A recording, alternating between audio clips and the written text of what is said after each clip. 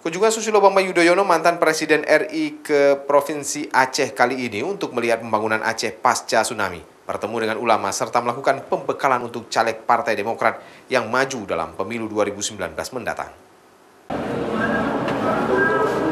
Tur Toba Aceh, kunjungan SBY ke Provinsi Aceh melalui jalur darat mulai dari Kabupaten Aceh Tamiang selama 2 hari ini hingga berakhir di Gedung Museum Tsunami di Kota Banda Aceh, Senin siang. Kunjungan SBY, Ani, dan Ibas kali ini ke Aceh untuk mengenang dan memperingati musibah gempa dan tsunami yang melanda Aceh pada saat ia menjabat Presiden 2004 lalu. Sebelum meninggalkan Aceh, SBY menyempatkan diri untuk mengunjungi Masjid Raya Baitur Rahman Kota Banda Aceh dan Gedung Museum Tsunami yang menyimpan berbagai benda dan galeri foto sebagai jejak dahsyatnya musibah gempa dan tsunami yang melanda Aceh 14 tahun lalu.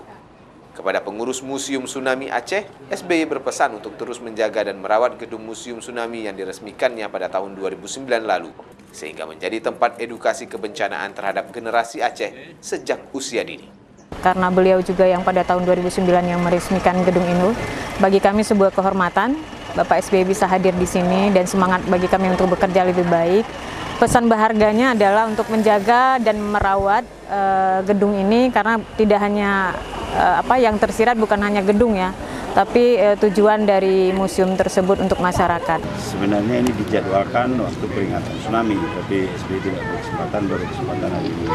Jadi nostalgia, bertemu ulama, napak tilas, melihat lagi titik-titik yang pada saat tsunami beliau kunjungi, dan bersyukur hari ini beliau sudah melihat perkembangan pembangunan pasca tsunami, rehab bekon, dan pembangunan per 5 tahun yang dilakukan, dan hari ini beliau kembali ke Jakarta.